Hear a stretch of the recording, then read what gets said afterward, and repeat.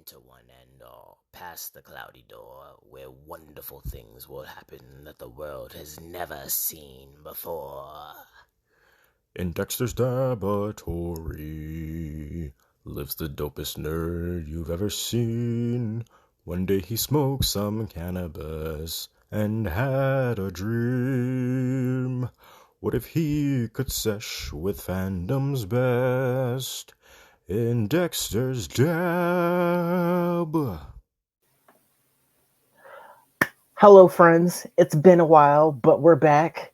Back to the Nerdy Stoner podcast with your favorite huggable stoner, Dexter, aka the Hufflepuff.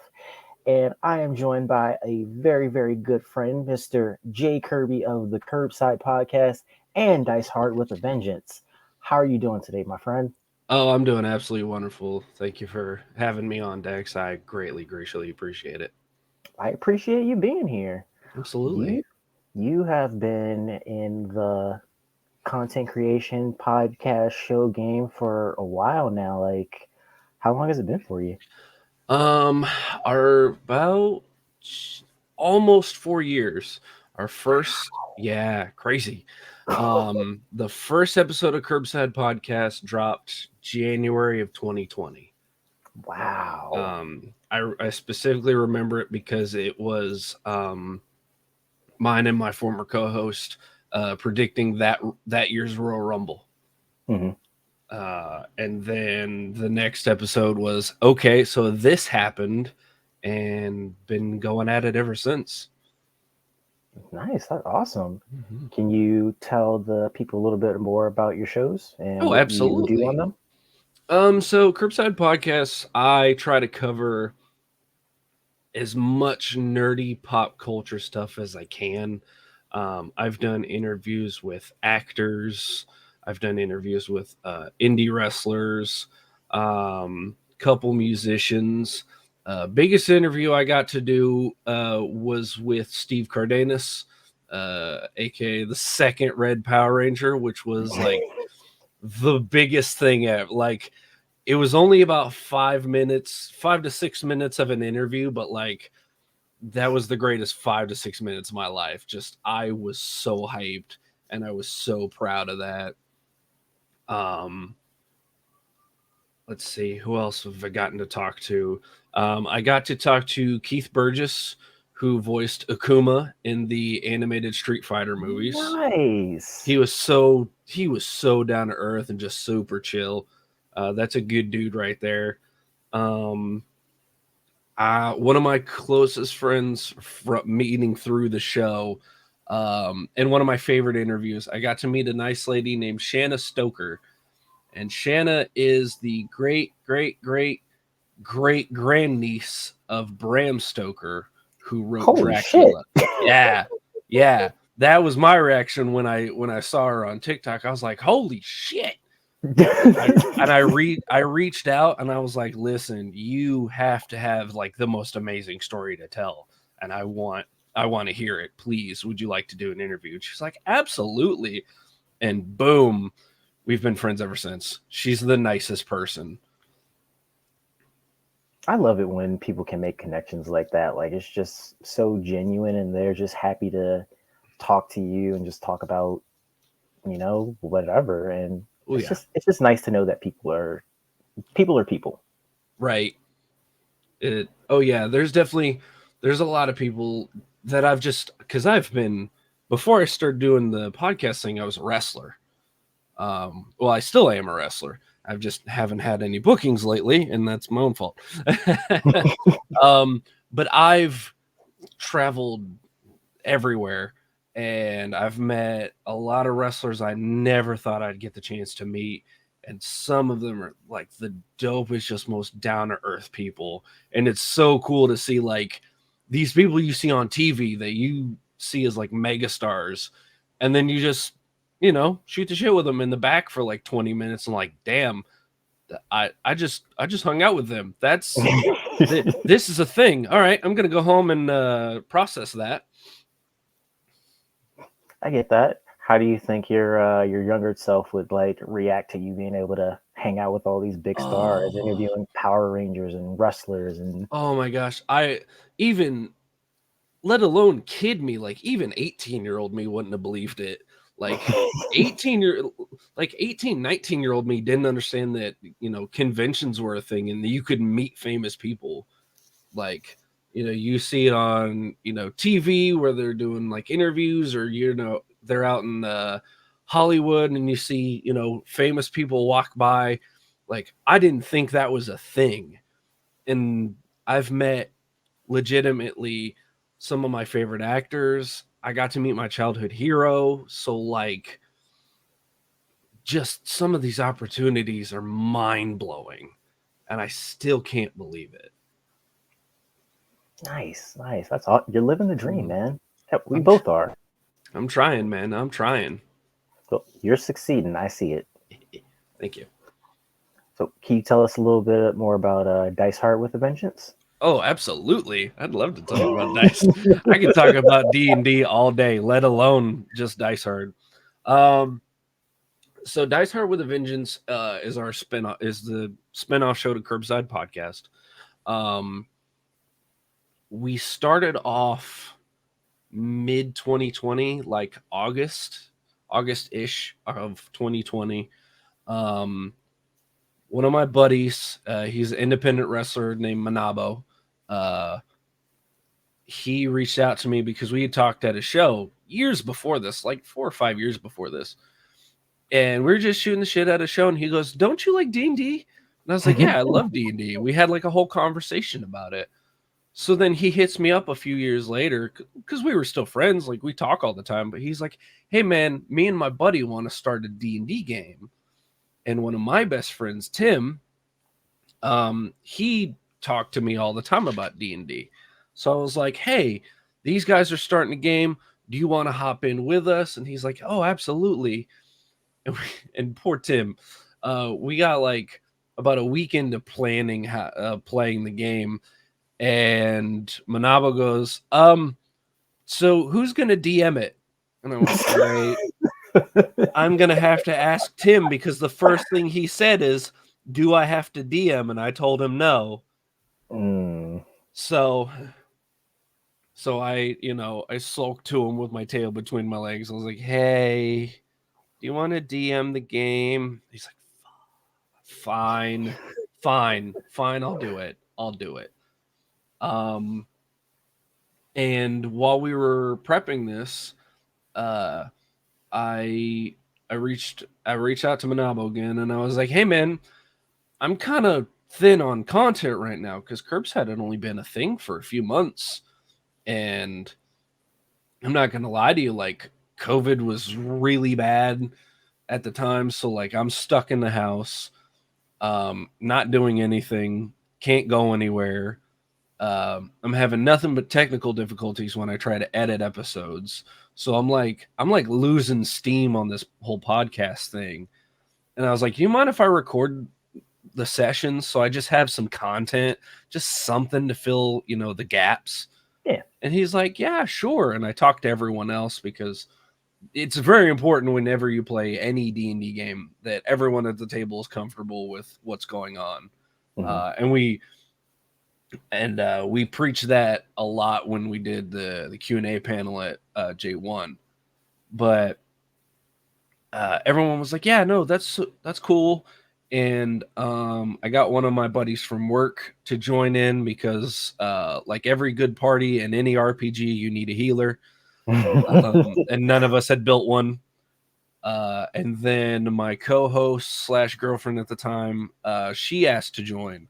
So through this weird, just entangling web of, "Hey, are you interested? Hey, do you want to play?" kind of thing, it became a show. And we started off really basic. Like, it's crazy to look at episode 1. Like, it's hard for me to watch episode 1 compared to like literally we just did a stream Saturday and how much drastically different it is. So like the first episode, we didn't stream it. We recorded it beforehand. Mm-hmm. One of the dudes had a funky webcam where he was like super blurry the whole time. Another dude literally had to play outside because like there were too many people in his house. And now we've got like professional artwork for our characters. We've got merchant. Yeah. Jason from J1 drew us up some characters and they look super dope. Nice. And they are like a virtual background for us. So whenever you see us play, almost like a green screen, you can see what our characters look like behind us. And it's just so drastically different from day one to where we are now. And like, I'm super proud of how far we've come. And then as far as like the story, it started off as just like this little homebrew idea. For those of you who don't know what homebrew is, it's when the DM makes up the story instead of reading it out of like a modular book that can be bought somewhere. You know, instead of a book telling you, okay, the party turned left, this is what they find, the DM makes it up all on their own. So he homebrewed a little like whodunit murder mystery. And that was our first session, or that's how our first session ended. Our 1st session ended with us going to like this big, like choir performance, and this lady performs, and we're like, "Oh, that was amazing!" And then she falls over, and the party runs to the stage, and the cleric goes, "Yeah, this lady's dead. She's been poisoned." And boom, that was the end of the first episode. And I was like, "Oh, it was so cool." Cliffhanger. Oh, my, I call him my brother because it's easier than explaining best friend. My brother Tim, who DMs, he is the master of cliffhangers. We've had so many episodes end with all of us just going, "Oh, why? How dare you make us wait?" And then we've had a couple of people leave the show and a couple join the show. So it was always interesting with him dropping us on cliffhangers and then me like running to work the next day, be like, "Oh my God, can you believe that happened? No, I can't. What's going on?" And we just have to sit and fester in it for a week. Damn, that's nice. It's almost like getting the cliffhanger on like your favorite show, and you're like, "Oh my God, I can't wait to see what happens next week." Right. But you're actually like in the show, so like you can influence what happens. Yeah, that is one thing I do love about D&D. I've only played once myself. We didn't get to finish it, but it was fun because you can literally do anything. Oh, absolutely. No, D&D is very much a game of I want to do this. Sometimes it's simple. Sometimes you just want to, you want to play a big burly character and you want to hit things hard. Other times you want to build like this super elaborate character with like this tragic backstory that the party needs to learn. So like D&D is such an interesting game. I absolutely love it. Actually, funny story, that's actually how I got a friend of mine into a game, because he's like, "Hey, I want to play," and I have no idea what to do or how to play. And I was like, "Okay, well, what kind of character do you want to play?" And he goes, I was like, all right. Who are some of your favorite characters? Like, who is someone that you would like to play as? And he goes, "Well, I really love Fairy Tale, and I'd love to play as like Natsu." And I was like, "Oh, I got you." And I built him a character, basically the closest thing to a D&D equivalent of Natsu. I was like, "You want this spell, you want this spell, you want this ability." And I was just like, boom, boom, boom, boom. And I built him Natsu. And he loved it. That's awesome. Like, that's such a cool way to like get people involved and help them build a character. It's like, well, who do you already like? Because I've seen some, like, the YouTube rabbit hole I stumbled across, like, "Oh, hey, I made One Piece characters into D&D characters. I made Power Ranger into a D&D character." It's like you can pretty much do anybody. Oh, absolutely. Ironic that you say that we started down this path. We actually just dropped the first episode of a new series where we recorded. We call it Creatures and Conjurations. And basically what it is, it's me. And for those of you who watch, it's Joe and Olive who play Basilisk, and Lady V in Dice Hard. The three of us break down different classes in D&D and what famous pop culture characters fit into those classes.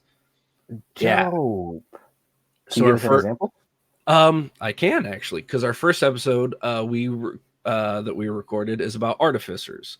Artificers are basically magic scientists. They invent things, they build things. So you can literally, and we gave like in the first episode, what we did is we broke down like the literal basics of how the class works. And in the next episode that we're going to record, we're going to go, okay, if you want to build this character, this is what you need. This is what you need to do. This is the level that you're going to be at. So, like a great example, because I played an artificer very similar, is Iron Man. Iron Man is 1,000% an artificer. It's magic armor with certain abilities. You can literally fly. You can literally have the chest blast. There's certain spells and certain armor abilities that you can have the hand cannons. So like artificers are Iron Man, Rick from Rick and Morty. With a little bit of multi-classing, you could count Spider-Man. So like that's kind of what an artificer does.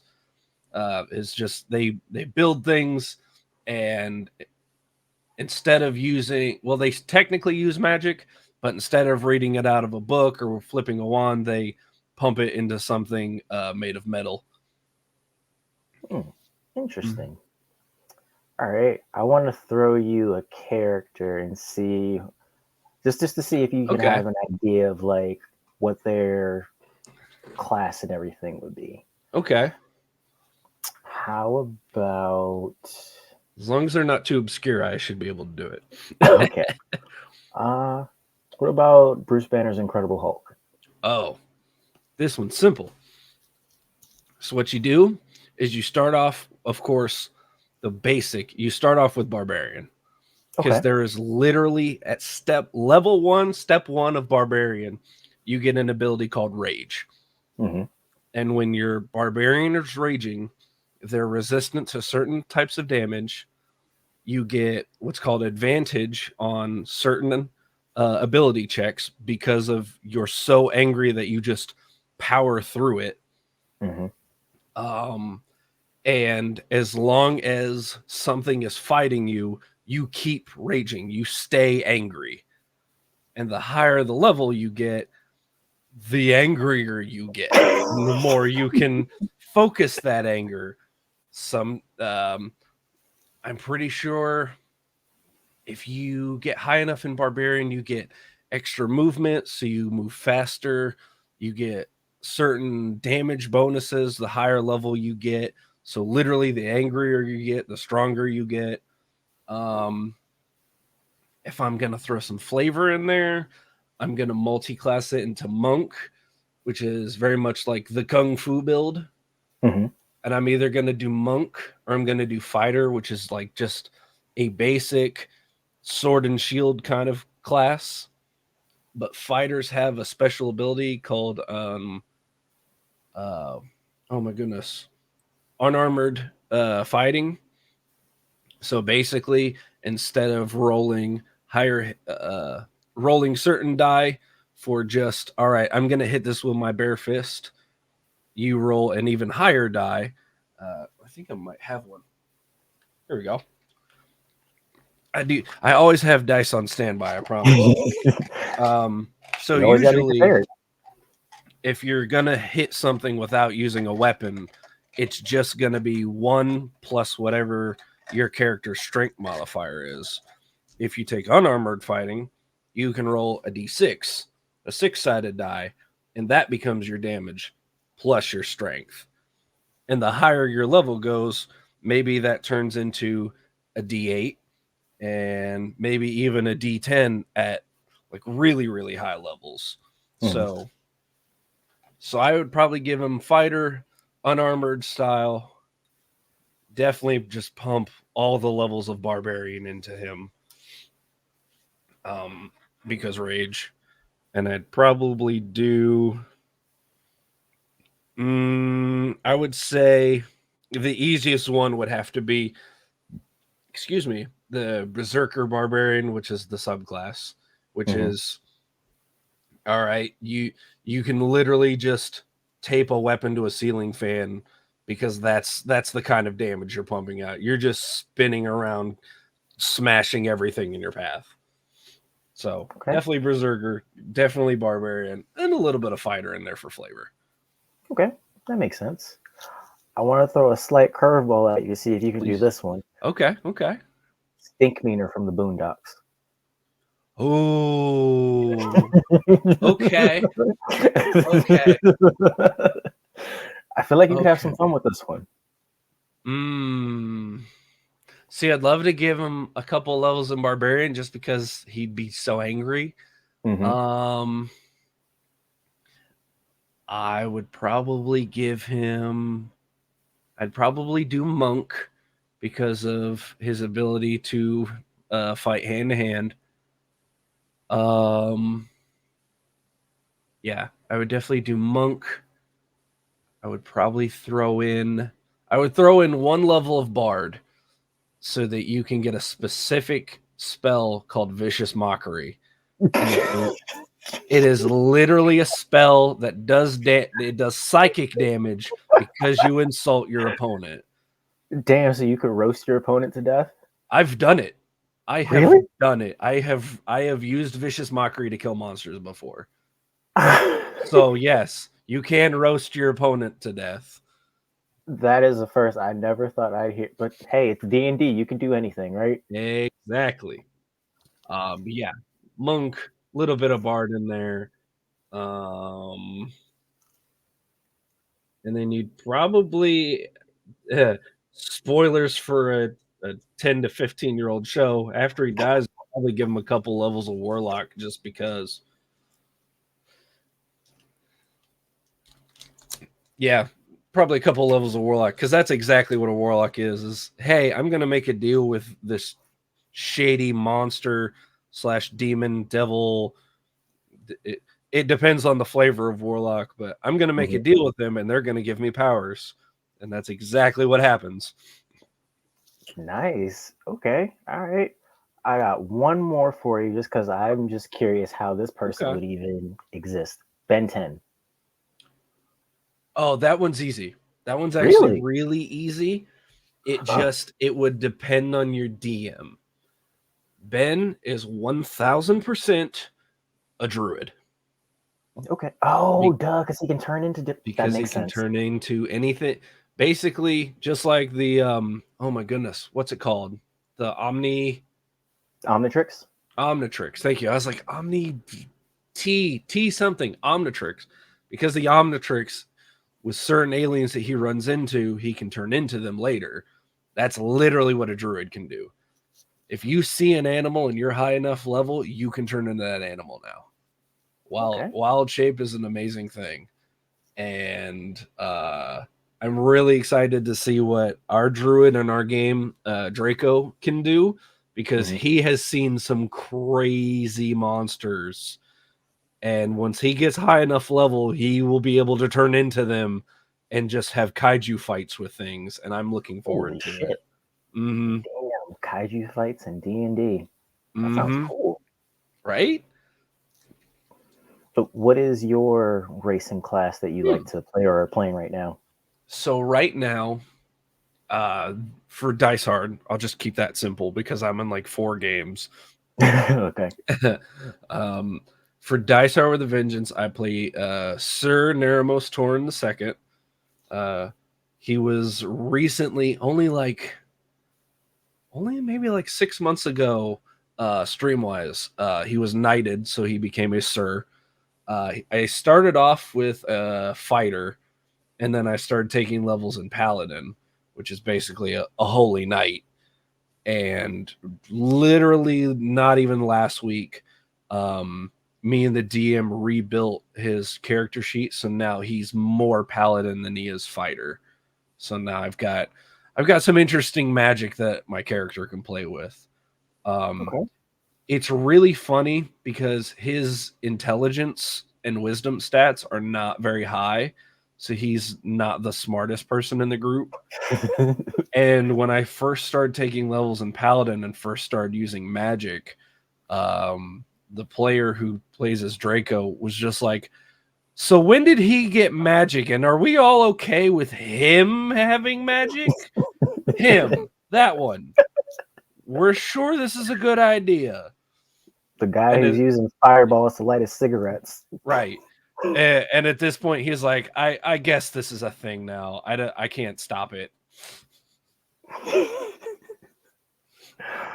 That's what makes the game Yeah. like a lot of fun, because it's like all these different personalities and characters just Oh, coming together to complete missions and quests. Oh, absolutely. And it's always funny, at least what I've seen. Your character never turns out the way you plan. Mm-hmm. I played a character for about a year and a half. His name was Quincy. He was an artificer. I very much built him to be a nerdy, bookworm kind of character. Like, hey guys, I'm here to help. I'm gonna build things to help the party. Two sessions in, a collective of maybe 5 hours total, and I'm just sitting at the table going, I'm surrounded by idiots. I guess I'm going to solve all our problems. Don't worry, I'm the smartest person in the room. I'll handle it. And that was Quincy's personality from that point forward. Just like life, it'll take you in different directions than you expected. Oh yeah. But to answer your second question, the absolute one of my absolute favorite classes to play, because I'll play it anytime I get the chance, is I love bards. Okay. Bards are because different classes use different stats. So fighters and barbarians use strength, of course. Rogues use dex because they're going to be, quicker and more nimble. Wizards use intelligence because they're smarter. And then bards use charisma. So they are all about talking their way in and out of situations. So I absolutely adore playing bards. Or they just roast them to death. That too. Because Vicious Mockery is a level 1. It's not even a level 1 spell. It's technically a level 0. It's called a cantrip. It costs nothing to cast. It costs me minimal energy to just roast somebody to death, literally. I would love to see that in an actual game. That sounds hilarious. It is. It absolutely is. So you briefly mentioned J1 Con, and I know that you got to do a panel at that. Yes. How was that? Yes. Well, first off, it was our second J1. We got to go last year, it was really funny how we got into J1 last year, because I got a table at Black Label last year, and I do have to mention, because everyone mentioned it to me, no one told me when I signed up for Black Label. I spoke directly to Eric, who ran the con. I said, hey, I'm a podcaster. I'm small. I'm trying to get into cons so that I can get more people to notice the show, watch the product. Do you have any spots open? And he's like, yeah, let me message you this week, and we'll see what we can do. And this was like on a Sunday, or I think it was a Sunday. So he messaged me like Monday or Tuesday night. Hey, I've got one more spot open. Would you like it? Absolutely. Boom. And I had a table. No one told me it was a black-owned, black eccentric con.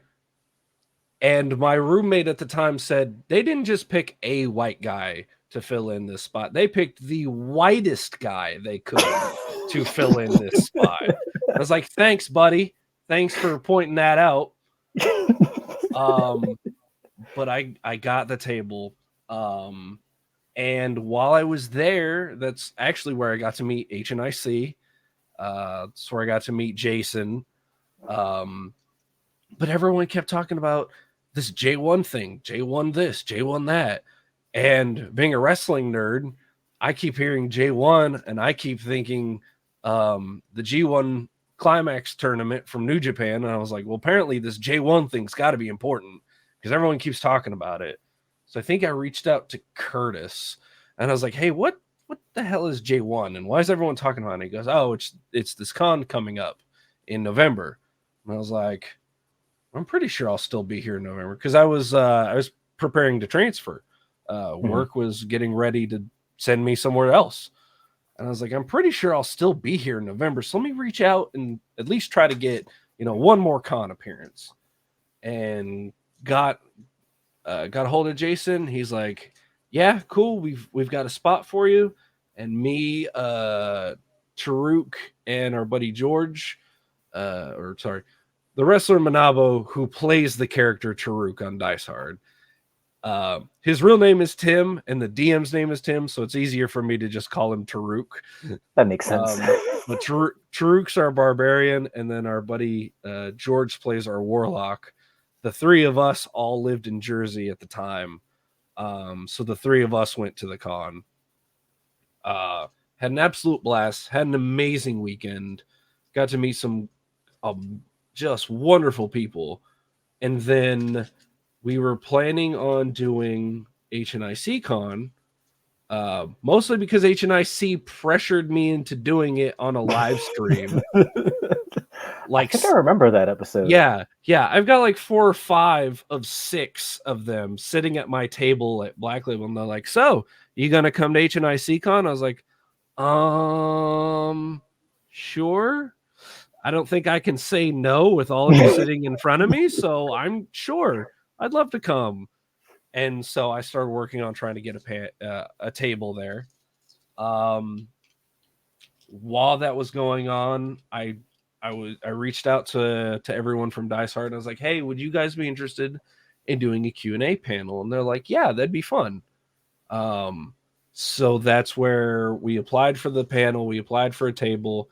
Unfortunately, due to, we'll just call it logistics, HNIC Con didn't get to happen this year, but that all got honored into an appearance at J1. And I was like, oh, cool. Well, we'll just be back for J1 a second year. We'll hang out with the same people. We'll see a couple new faces, and we still got our panel.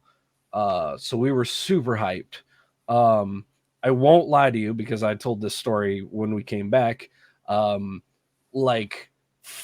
Up until like 2 weeks before the show, I was hyped. I was like, this is going to be great. We're going to have all these people at this Q&A panel. We're going to talk about D&D for like 2 hours. And the con's going to be like, all right, time to shut down the panel because you guys have been going too long. And then literally like the week of the con, I'm like, ain't no one going to show up to this panel. Not a single soul is going to be here. And we're going to talk to like 3 people. And I'm just like, oh, no. And lo and behold, we went over to our little area where the panel was hosted, and damn near every seat in that area was filled. And I was like, oh, all right. Well, ladies and gentlemen, welcome to our panel. We didn't expect this many. Thank you for coming. Once again, we're caught off guard. So thank you for being here. But it ended up going really good. We were a little worried, just in passing. We were a little worried that it was going to be like, oh, how do I play? What dice do I roll for this? What's a strength modifier? That's what we expected. What's a D20? And then the people that attended the panel actually had some really good, like, in-depth questions about D&D and playing with other people and like how to interact with people at your table and how to make sure everyone's enjoying themselves. Like, they had some really good questions, and I was really happy that we got to get a little deeper into the subject instead of just, skimming the basics. Right. But it ended up going great. We had an amazing time. That's awesome. Any other highlights besides the panel? Well, on top of the panel, I should say, myself and George once more got to go. George got to come with us, and he and I actually dressed up as our characters, which was Dope. super cool because we kind of joked about it. We mentioned it in passing literally last year at J1. We were like, wouldn't it be cool if a year from now we all went as our characters? We're like, yeah, that would be cool. And then like 6 months later, when we're starting to get ready for J1, I looked at George and I was like, so are we going to do this thing? Because I want to do this. And he's like, oh, absolutely, I'm down. So him, myself, and then Chris, who plays Draco, he didn't unfortunately make it to the panel on time, travel issues, traffic and whatnot. But he did actually show up to J1 dressed as Draco. So it was super cool to have all three of us there as our characters. That was a huge highlight for me. I was super glad that came through. And now I have a Tauren cosplay that I can break out whenever I want. Two of the biggest highlights, because I hope it becomes something in the future, is I got to meet Mark. I'm gonna botch his name, and I'm sorry, Mark, if you see this. Mark Hildereth. He voiced Hero in Wing Gundam. Oh, Like shit. like the main guy from Wing Gundam, and I was like, I gotta meet him. The Wing Gundam was my shit back in the day, so I gotta meet Hero. I gotta at least get an autograph. And I actually got his autograph on 2 pieces of gear. I got a Wing Gundam what do you want to call it? Like miniature set, like you can build a model for. And so he signed the box, and I have like it's literally right out of reach, this gorgeous art piece of Wing Gundam at another con, and he signed it for me, and I was super happy about that. And then the other big highlight is I got to not meet, because I've met her before, but I got to talk to Deborah Phillips, who played the Yellow Time Force Ranger. Time Force is absolutely one of my favorite seasons of Power Rangers. It really was. I have met all 6 Rangers and Rancid. What? And they're, yeah. Oh, yeah. By the way, Jen, the Pink Ranger, is an absolute saint. Michael Coopin, the Blue Ranger, is one of the coolest guys I've ever met. And then just the rest of the cast were super nice. Rancid, of all people, who also played Bennett in Commando, for those of you who are a little bit older, he was absolutely just the most down-to-earth person. He was just this very chill, just, oh, it's a pleasure to meet you. And I was like, good Lord, you're massive. I was like, I can't believe I meet it. And what was so crazy is I knew him as Rancid because everything he did beforehand was like my parents' generation. Right. So like he was in Mad Max 2. He was in Commando. I didn't see those movies till I was like, yeah, the big dude with the shoulder pads and mohawk. Same guy. Oh, damn. Yeah. Yeah. That was my reaction. I was like, oh. So like I skipped over that, learned of him in Time Force, and then learned of him in other movies later. And he was just a nice guy, such an awesome person to meet. Yeah, I absolutely love Time Force. It's literally my second favorite season because Mighty Morphin exists. Of course. Of course. But getting to sit and chat with her was super cool. Hopefully, because I'm trying to reach out to both Mark and to her about doing interviews. They both seemed really open and really excited to it, so I'm excited for that. I got to tell this story because I probably won't get to tell it anywhere else. Please. It was really cool talking to her because there was a cosplay wrestling event going on at the con, and being a wrestler formerly from New Jersey, I knew a handful of guys on the show. Nice. So it was cool to like reconnect with a couple old buddies. But what was funny is I'm talking to her about wrestling because apparently she's a huge wrestling fan. Did not know that. Okay. She absolutely loves wrestling. She was super hyped, like, and she actually got to do like a little run-in during the show where the good guys beat up one of the bad guys and she got to pin him. So like Nice. so the fans were hyped for that and she was hyped for it. But I'm telling her about my wrestling. I showed her my wrestling gear, which is actually inspired by the Red Ranger. And the dragon shield. Like I have a cool wrestling vest that looks like the dragon shield. And Please she tell me you was have pictures I can see of this. oh, of course. I'll send them to you as soon as we're done. Nice. And my singlet looks like the Power Ranger outfit. So it's red and it's got the white diamonds. But it's got my logo instead of like the Tyrannosaurus. Mm-hmm. So she was like over the moon over like how much she loved wrestling, how much Power Rangers inspired my wrestling. And then while this is happening, she asked if I wrestled as a good guy or a bad guy. And I was like, well, I've done both. Clearly I don't wrestle as a bad guy when I'm dressed as a Power Ranger. But when I am a bad guy, like I can get pretty evil. Like I've done some pretty awful things as a villain in wrestling. Such And as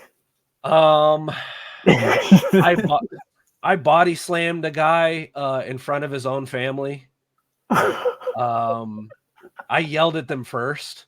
Like I was like, "This is for you," and I dropped him on the apron. I literally called out my rival's wife when I beat him up. Like I was about to hit him with a move, and her name was Kelly. And I literally grabbed the mic and I go, "Hey Kelly, watch this!" Boom, and I hit him with the move. I've cheated to win more than once. Yeah. So the crowd, when I'm a bad guy, the crowd hates me. I'm very good at getting people to not like me. I don't You're know if very I should good be at proud of being that or bad. not, but the best comment ever is my mom saw a picture of me in my entire getup as a villain. She goes, "You look like an asshole," and I go, "Well, that's kind of the point." You're like, thank you, mother. Yeah, exactly. I was like, "That's the point. You're supposed to not like me." But while I'm telling her about like being a bad guy, being a heel, literally the guy who beat me for the heavyweight title at the company I used to wrestle for walked over to the table to say hi to me. And I'm like a mid-story, I see him and I point and I was like, "And that guy beat me for my belt." And she's like, "No way." And she lost her mind. So I got to put over his name's Tony Cheney. I love Tony to death. He's done appearances on Kirbside twice. And if you ever get a chance to watch him wrestle, please do. But I love that dude, and the fact that I got to put him over to a Power Ranger was like the icing on the cake to that story. That's so cool. That's one thing that I absolutely love about doing, stuff like this, because it can just connect you to people you never even thought you would, be in the same room with, let alone be able to like, interview or just have just shoot the shit with them. Like, right, awesome. Oh, and, yeah, you can like genuinely just become friends with these people. It's like, damn, I'm here right now. I'm bro. It's mind blowing. Yeah, bro. Like this.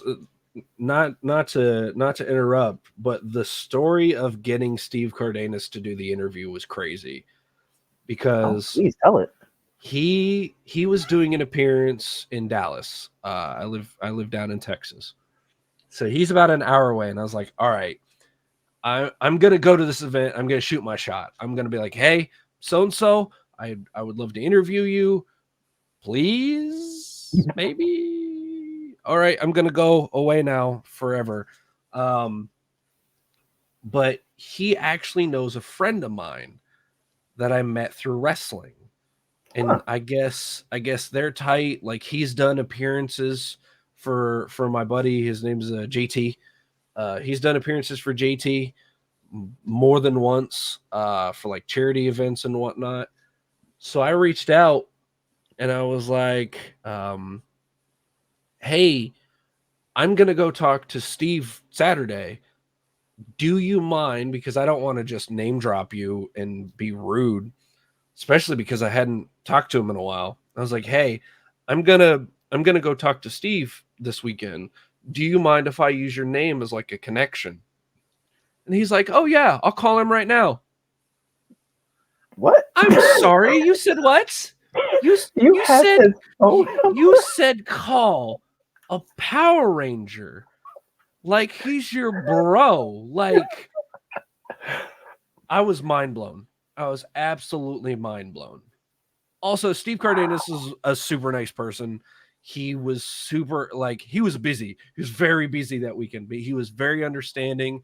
And he's like, hey, I can't do this right now, and I've got this thing, but we're gonna schedule it for at this time, at this place, and we're gonna get this thing done. And I was like, okay, whatever you say, boss. Like, you're the Power Ranger here, not me.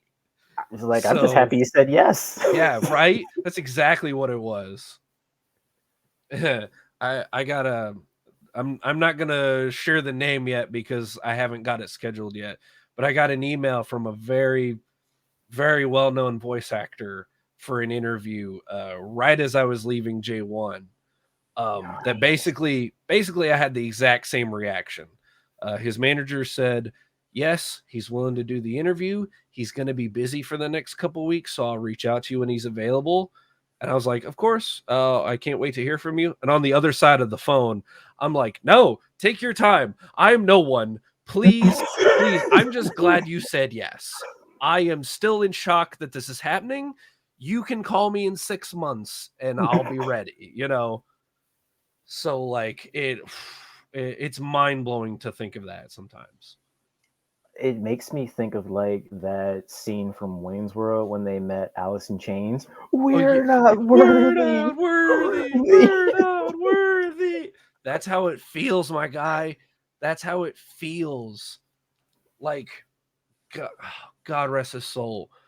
I got to meet Jason David Frank before he passed away. Awesome. That is legitimately the greatest person I've ever met in my life. I cannot say. He was amazing. I had met him so many times, he started recognizing us. Nice. And there was one time I brought him a like a little challenge coin from my job. And I was like, hey, this is a gift. I really wanted to give it to you because, you know, you mean so much to me and my friends. You know, it means the world to us how cool you've been. And because this was, once again, this was like the 5th or 6th time I've met him. And I was like, you've been nothing but amazing ever since we've met you. I just wanted to, you know, get this. And then I had like a pop figure for him to sign. It was actually the Lord Draken figure that had just come out that year. Nice. And he starts just grabbing things off his table. He starts grabbing pictures. He starts grabbing and just signing it like the nightmare scene out of Space Jam, just signing as like papers fly. And he's just like, here, take this, take this, take this. And I was like, whoa, this is crazy.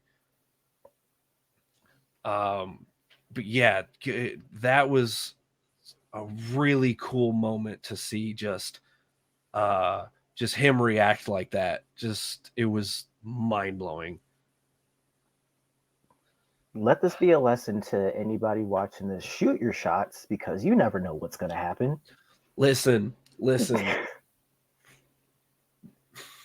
It's going to sound cliche and it's going to sound really stupid, but you miss 100% of the shots you don't take.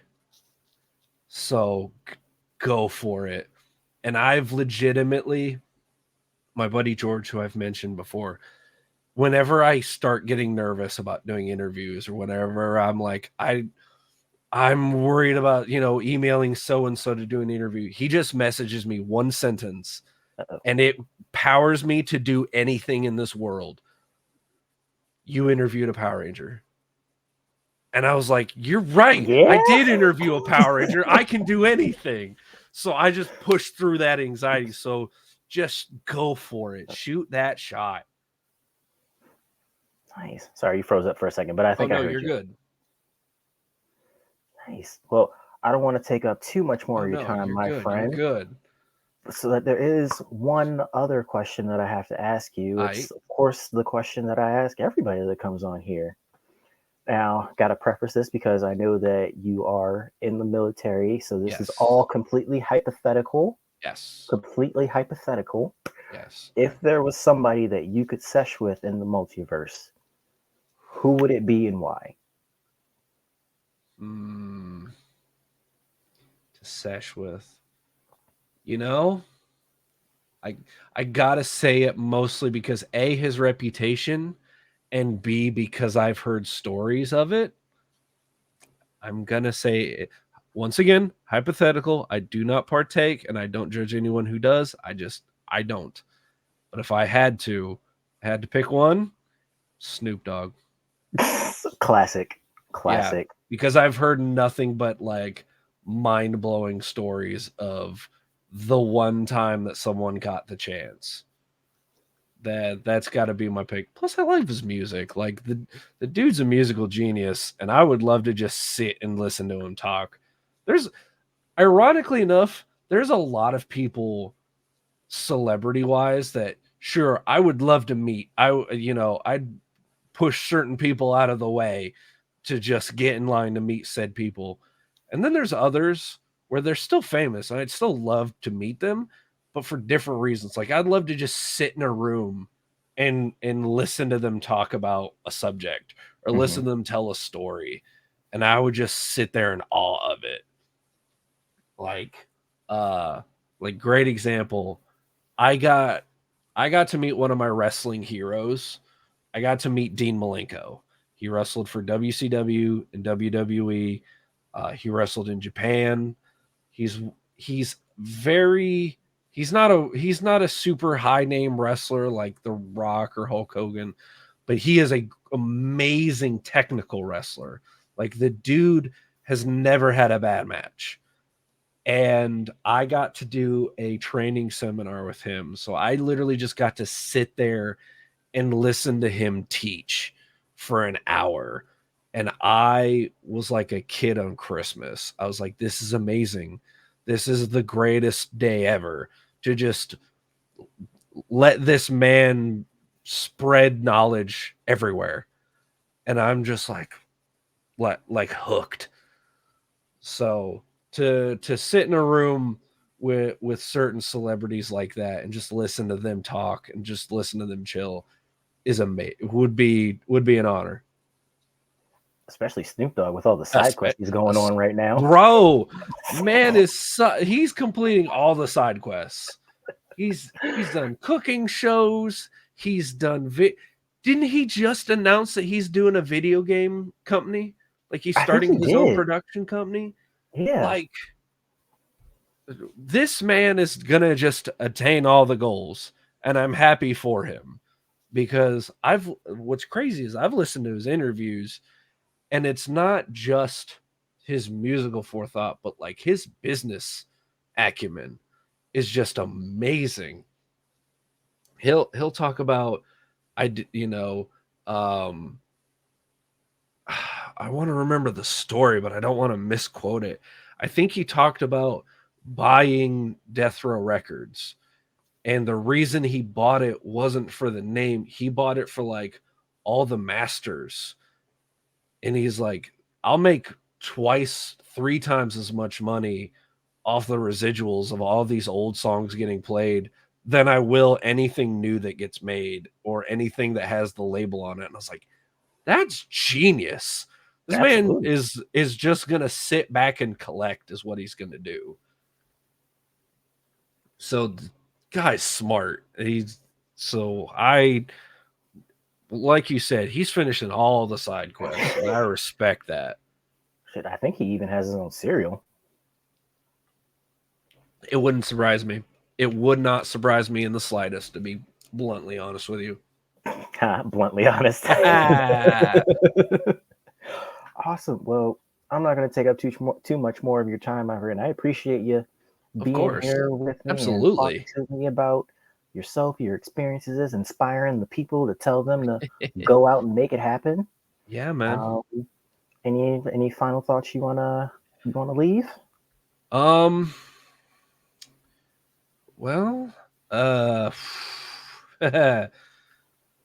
well, now that I'm just sitting here thinking, like, all of the thoughts all hit me at once. Just I really hope if anyone does watch Kirbside, anyone does watch Dice Hard, I really hope that I've been able to entertain them. I really hope, because I definitely look at my show both as a way to help people, because like a lot of the wrestlers that I have interviewed, I want them to have more exposure. I want them to get signed. My goal in wrestling was never to get signed. It was always to just do it because it's fun. So if I can help someone get higher in the ladder, move up or wrong, I'll do it. For anyone that I get to interview, I literally look at a lot of the interviews as, can I help this person grow their business? Can I do something to connect with them? Actually, I'll give a shout out. We just partnered not even 2 weeks ago. We just partnered with a local comic book store. They're called Collected Comics and Games. They have 3 locations down here in the Fort Worth, Dallas area. But it wasn't anything. Me trying to partner with them was not about money. It wasn't about me trying to make a profit. It was, hey, this is a comic store that I go to all of the time. And if I can use my platform to help get them more business, and they can use their stores to get more people to watch my show, then that's what I want. I want like that symbiotic relationship of they help me and I help them.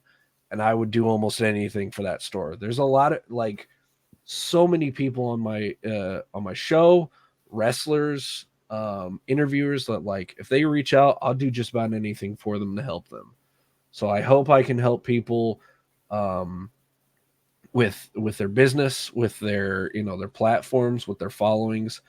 And also for the fans, I hope that they enjoy our interviews and they enjoy our content, because we definitely look at everything that we've put out to the world as, hey, I think this would be a fun interview that people would like. Hey, this D&D game's a lot of fun, and I think, and my brother, my DM, he thinks the same way. He's like, I think this is a really good story that people will enjoy. These are really good characters for people to be like, oh, that's a cool moment, or hey, that's a funny character. So like we always think about like, what do other people want to see, and not in like the, oh, what's the current media craze, what's gonna get us the following. It's, hey, I think people are really gonna like this interview, or hey, this is a really cool moment to get to interview a Power Ranger. And I think a lot of people would it'd be super cool for someone to be like, oh, I didn't even know Power Rangers did interviews. So like I hope for everyone that they enjoy that, as well as like my wrestling, because I'm getting back into the wrestling scene. I hope that I can entertain folks, whether they cheer me or boo me. It depends on the night, to be bluntly honest. Like I specifically, I got to wrestle a guy a couple months ago, and my only thought was, this guy's going to get a big match in like a month against a champion. I'm going to go out there and I'm going to make sure that this crowd absolutely adores him. Whether or not that means I'm getting booed out of the building is not what's important right now, but I'm going to make sure that they like him. And that's my mentality for a lot of things. I hope that I'm out here entertaining people and making good connections with good folks, and that everyone's enjoying our product that we're putting out. Nice. Well, if you haven't heard it lately, my friend, I think you're doing an amazing job. I think you're doing wonderful things, meeting wonderful people. And like you said, you're at the same time, it's not just about making stuff and putting it out there, but you're also helping people too. And, at the end of the day, if we help each other, then we all can grow. Yeah. That's what I'm trying to do, man. I'm just out here trying to help the person next to me. Exactly. Lift up your neighbors. Exactly. Well, My friend, please let the people know where they can find, follow, watch, talk to you if they want to. Maybe, hey, if anybody's watching, he's down for interviews. So Yes. If anyone's got a podcast, I'm definitely down to interview. I always love talking, not so much about myself, but I love talking about Kirbside. I love talking about some of the cool things I've gotten to do because I've had a really wild ride. My girlfriend recently was like, "You've done some crazy things that I didn't know was capable of." I was like, "Oh, I didn't tell you I met so and so from this show." No, you didn't. Whoops. But yeah, definitely down for interviews. Easy enough. You can go to our link tree. It's I think it's link.tree/Kirbside, KIRB. That has all our social media. We're on Facebook, Instagram. We're trying to do more on Spotify. A lot of my interviews are on Spotify. We're trying to get more of the D&D episodes on Spotify, but all our episodes are on YouTube. We do Facebook Live. We're on Twitter. Like I said, we're on Instagram. That's also where all our merch is. So go support that, especially right now, because from now until the end of the year, we're selling a pink version of our newest shirt, and half of the proceeds made from those shirts are going to be donated to the American Cancer Society. Nice. So go check those out. But Linktree/Kirbside. Once again, Kirbside and Dice Hard is on Spotify, YouTube, Facebook Live, and Dice Hard with a Vengeance is live on Twitch every other Saturday. Awesome. Well, again, my friend, I appreciate you being here. I appreciate Thank you for being having on. me. Definitely, and I'd love to have you back again. I love doing like Absolutely. group discussions sometimes too. So I'd love your input on some stuff. Absolutely. Nice. But that is going to be the end of our show for today, my friends. Thank you for tuning in. Jay, thank you again for being here. And It's an absolute pleasure. Thank you. hopefully I will see you at a con in the future because we still have yet to meet IRL and we got to make that happen. Yes, we do. Absolutely got to make that happen. All right. And we will.